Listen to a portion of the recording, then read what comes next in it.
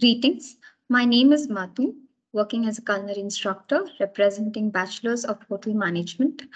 So today I'm going to discuss about the course plan for the culinary arts for the open electives. So as you can see on the PPT today, it's for the second semester and the program title is Open Electives. The course title is Culinary Arts and the unit of the course is basically Professional Kitchen Hygiene and Personal Hygiene. So we'll be discussing about this. This is the first unit. So let me just take you to the syllabus and the course plan of this open elective for the culinary arts. So as you can see here, the objectives and the open elective course plan is basically you have 4 units where it is divided into unit 1, unit 2, unit 3 and unit 4.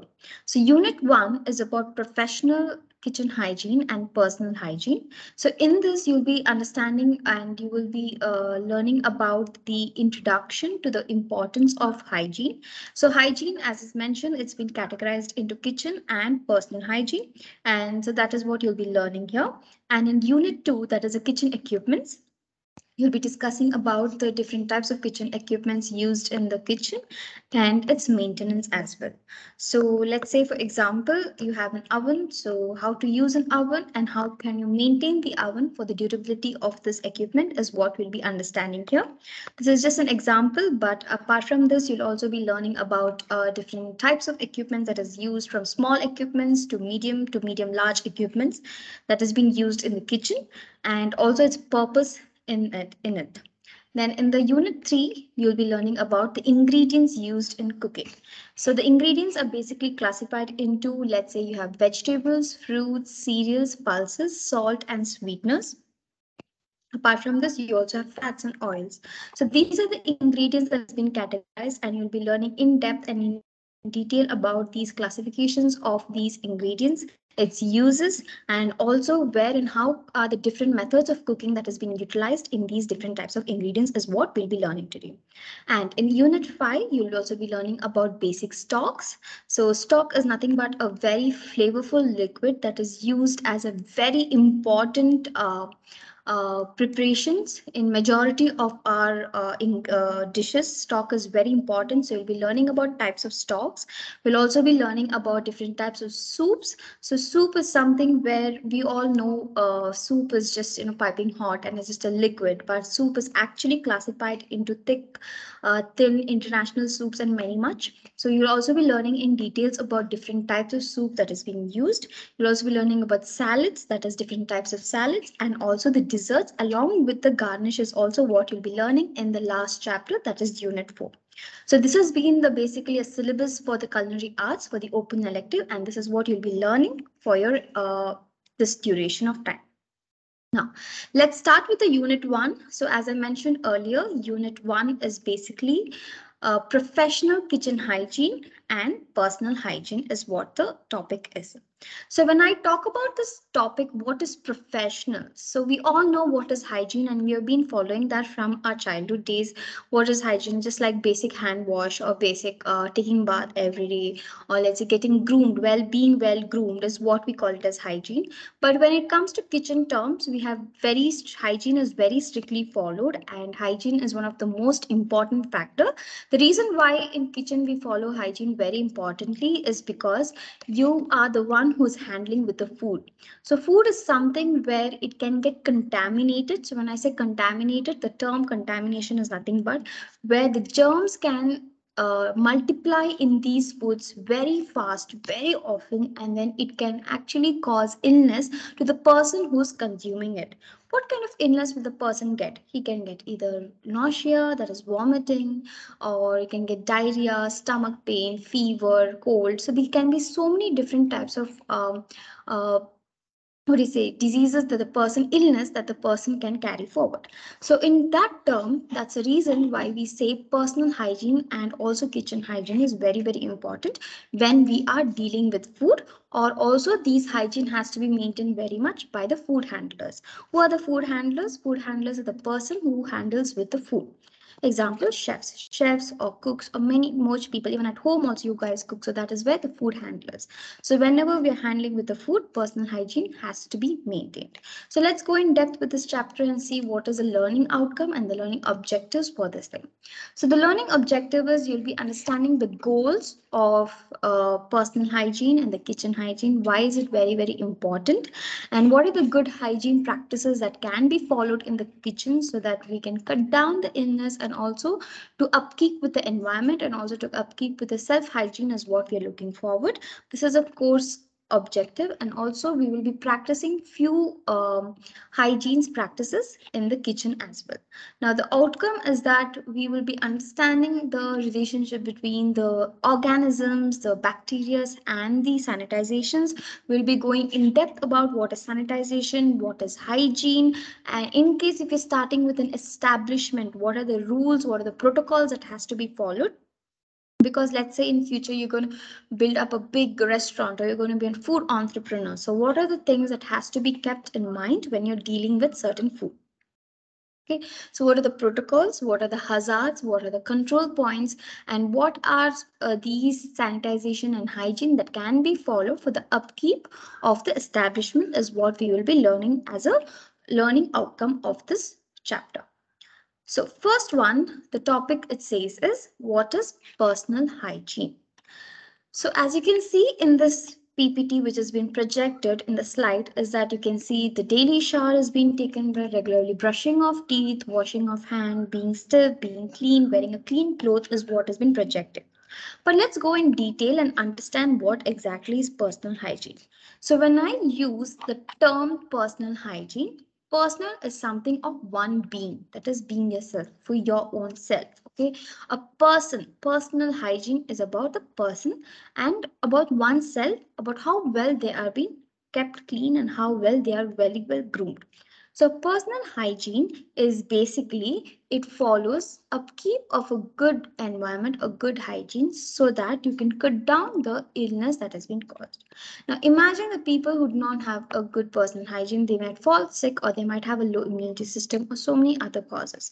That's the reason from our very young days it's been always told the personal hygiene has to be carried forward. But again, when it comes to kitchen, it has to be maintained more clearly. Now, personal hygiene, first one, the very basic simple rule, we have to brush our teeth regularly because brushing of teeth may actually create a very good dental health and also it can keep away from a bad breath. So brushing our teeth is very important and also taking shower every single day.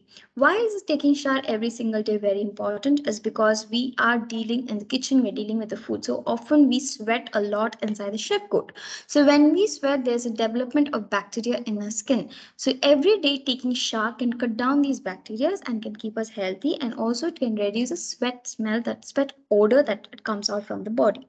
So that's the reason we should always take shower regularly, brush your teeth, wash your hands for at least 30 minutes. So when I say washing your hand is just not water and just rubbing your hands simultaneously. Washing hand is taking a proper soap, a proper liquid soap liquid, and then you are at least scrubbing it for at least 30 seconds and then we are going to wipe it. Now, once we wash it, we do not want the water to be dripping all over the kitchen. We'll have a paper towel that is being given. So you have to wipe your hands properly so that it is clean and dry. So when you're using a paper towel, please use unused paper towel, not the used napkin or not the used paper towel as well. So always the unused clean napkin is what is being recommended. Next, when it comes to nail, leaving a long fingernails is completely prohibited in the kitchen. It's because sometimes it can be a physical hazard that can be present in the food. If not food, the behind the nail, that is beneath the nail, you can see the food particles getting stuck within, which is very unhygienic. And when you're dealing with multiple food, it can actually cross-contaminate the food, which can also lead to the foodborne illness among the people who's consuming the food that has been maintained. So that's the reason always please keep your nails very trim and short. Do not leave it long. And also applying nail colors or nail polish is also prohibited because these are the chemical agents. When you're dealing with the food, it can also create a cross contaminations as well. So nails has to be well trimmed. Next one, hair. When it comes to hair, both men and women has to be properly, when it comes to men especially, you're supposed to not leave a long hair. The minimum length of the hair should be maximum 1.5 to 2 inch. It has to be well cut, and also the side lock should not extend beneath the earlobe. It should be exactly parallel to the earlobe. And if you have a beard, it has to be clean shaved. Mustache has to be well trimmed. You cannot leave a long leaving of long mustache or long beard or a hair is completely prohibited in the hospitality industry, especially in the kitchen, because hair acts like a physical hazard again. Presenting when the hair is being present in the food, it looks it is very disgusting, and also it doesn't it actually tells about how dirty the food was prepared, or it can also lead to cross contamination, and also when hair is being consumed it can lead to other illness in the body. So keeping that in mind, the hair should be well trimmed off and it should be clean shaved. At the same time, when it comes to a girl or a woman who is leaving a long hair, it whenever entering the kitchen, you're supposed to tie a tight bun, and you have to, once the bun is being tied up, you're supposed to wear a black color hairnet, no contrasting color, because it should be a black color hairnet that is supposed to be worn. And in case if there's any small hairs that is coming out from the head, then you have to at least put hairpins, which is again of black in color. These are the personal hygienes when it comes to hair. So next one is basically you're not supposed to wear any kind of a jewelry when you're working in the kitchen. Why jewelry is prohibited in the kitchen is basically because these are the jewelries which is being attached to certain gems or certain stones, and knowingly or unknowingly when it falls on the food and when any person consumes it, it can lead to very serious illness and issues in the future. For that reason, jewelries are completely removed. What kind of a jewelries are not supposed to be worn? You cannot wear earrings, you cannot wear finger rings, because when you're kneading and handling with the doughs or any food particles get actually stuck beneath the rings, so that is very unhygienic. You cannot wear any nose pins or nose rings are also not allowed inside the kitchen. Next one, the shoes. The shoes has to be clean and well polished. It should not be any dirty or mud content stuck to the shoes, because when you're walking around the kitchen, if the floor is slippery, then it can make the entire kitchen look dirty, which again leads to unhygienic kitchen hygiene as well. So in that term, the kitchen has to be well polished, and the socks has to be regularly changed, because wearing the same sock can create a very bad odor. So always wear a different socks every day, and the socks has to be black in color only, and the socks has to be at least to the knee length or half knee length. It should not be till ankle length, because the socks and should be very tight and stiff. Shoes that we're wearing should not be any common shoes. The particular shoes that we're wearing for the kitchen especially is a safety shoes. What is safety shoes? Safety shoes is nothing but it should be well covered, so that in case any hard object or any hot liquid falls on the shoes, it should not damage your feet. So for that reason, we should always wear covered shoes and black shoes, and that too a safety shoes is always allowed inside the kitchen. Next one is, so these are the practices of personal hygiene. Now let's go to the next slide, that is about the kitchen hygiene. Now, we all discussed about the personal hygiene. Now, when it comes to kitchen hygiene is where the environment in the kitchen has to be safe and very sanitized, and clean environment is what we're looking for. Now, let me give an example. Kitchen hygiene includes, like for the floor of the kitchen, the lighting, the ceiling, the wall, the utensils. These comes as an example for the kitchen hygiene. So, as soon as we enter the kitchen, the first thing we look for is how tidy or how clean the kitchen is being kept. The reason why we look forward, so that we feel to cook something inside the kitchen. For that reason, the kitchen sink, from the kitchen floor to the sink till the dishes till the utensils, everything has to be maintained well and clean. So first thing we will go is the floor. So for the floor, the kitchen floor has to be mopped and groomed and well sanitized before and after cooking. Before cooking, once the kitchen has to be swept and mopped and sanitized, and after cooking, once the sink is being cleaned, again the kitchen has to be wiped, sanitized properly. The reason is because in order to avoid any slippery, in order to keep the floor very tidy is why we maintain and ensure that the kitchen floor has to be very clean.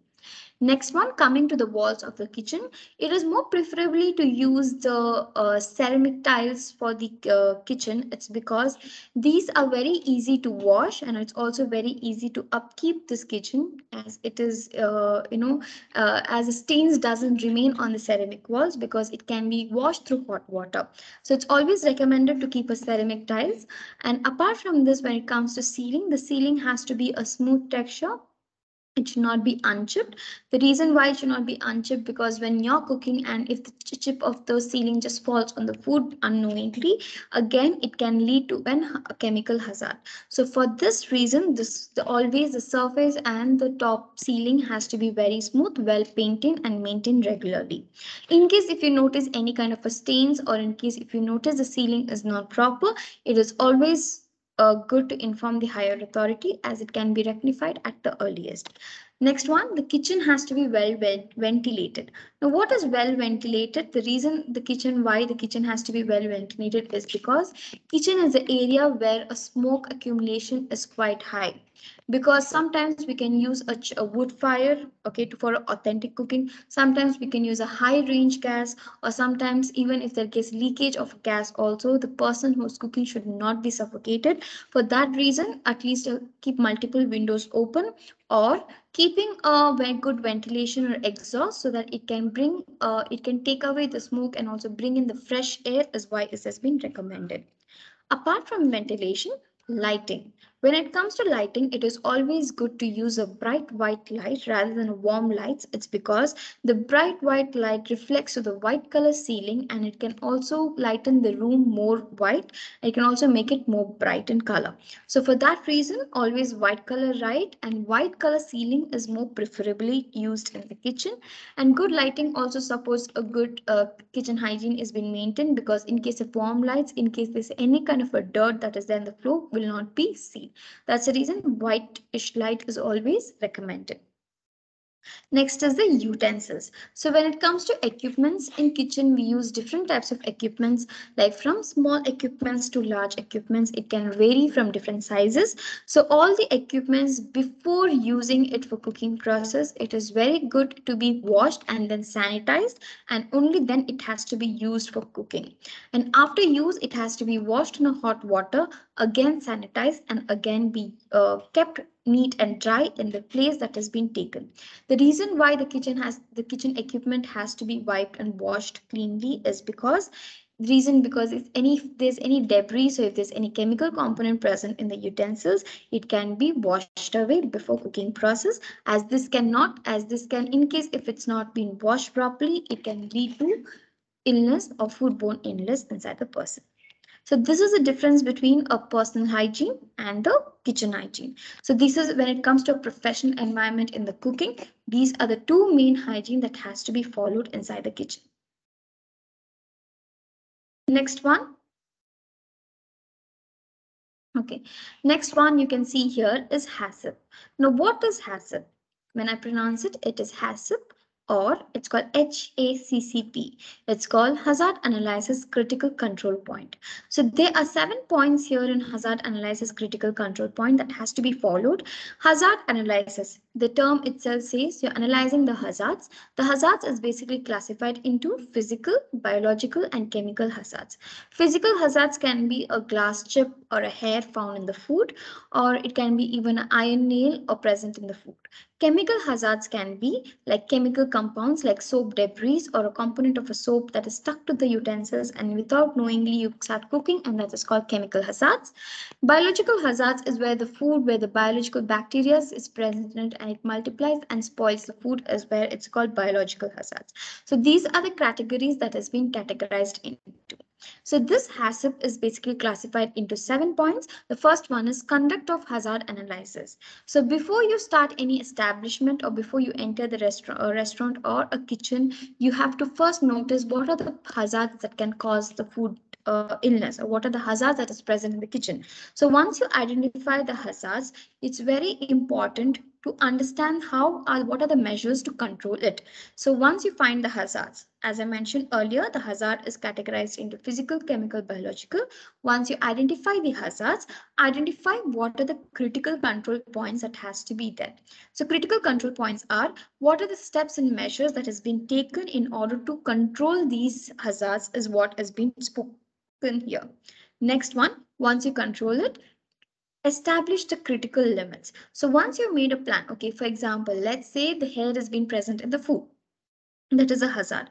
Second thing will be how you're going to control the hair present, a lot of hair present in the food. Next one, you will make a plan for it. So that is where establish the critical limits. You will understand what are the methods, what are the things that can be taken in precautionary so that this can be avoided in the future as well. Once you take an action, you're supposed to monitor if this critical hazards or critical control point is being maintained properly or not. You're understanding, like for example, as I mentioned again, the hair is present as an hazard. You're understanding what are the critical points, how you can control it. You come up with an action and then you monitor it. If that particular action is being covered, like action, it can be wearing a chef cap, a completely covered chef cap can be your action. You have to monitor if everyone is, if you have to monitor if everyone is following the rules, okay, if everyone are doing this. So this is where you monitor the critical control point. You ensure that these is being not followed again. Once you monitor, you establish the corrective actions. Okay, in case if you feel that something is not going right, or in case if you feel that it has to be rectified or it has to be done again, then you actually establish the corrective actions once it's been done. Like for example, throwing out the contaminated food, rejecting the old food so that the food spoilage or food wastage can also reduce. So these are the establishing it. Once it has been done, it is highly important to maintain the records. What kind of records can be maintained? In every kitchen, there are certain records that has to be maintained. It can be either a temperature record, it can be either a daily food records, it can be purchase records. So there's so many records that has been maintained so that the person can track where the things went wrong. Like for example, let's say I'm keeping a curd inside the fridge. For the curd inside the fridge, the temperature has to be somewhere between 0 degrees Celsius to 5 degrees Celsius. Now imagine the temperature of the refrigerator is 7 degrees Celsius. That means the bacteria can multiply inside the curd and it cannot come for a longer durability. So keeping in that mind, there might be a record that has to maintain so that this constant flow of action that has been taken care. Once it has been record has been maintained, last step will be establish the verification procedure. So here you develop your food safety plan and also you take the first step in action that has been taken. You do some testing, errors and trials, and again you come up with the action. So this is a sequence flow. Why do we do establishing verification process is because it has to go in a flow and this HACCP has to be maintained throughout. So this is what the HACCP is. Again, I repeat, HACCP, it stands for Hazard Analysis Critical Control Point. Last one is the conclusion of the chapter. Now, what is the conclusion? As I mentioned earlier, we first discussed about personal hygiene. Personal hygiene and kitchen hygiene is very, very important because these two factors play a very major role in the kitchen, because maintaining a proper hygiene what leads to a food safe consumptions of the food. Later on, we also discussed about HACCP, that is called Hazard Analysis Critical Control Points. The 7 points that has to be noted and it has to go according to the plan of action. Thank you. Have a great day.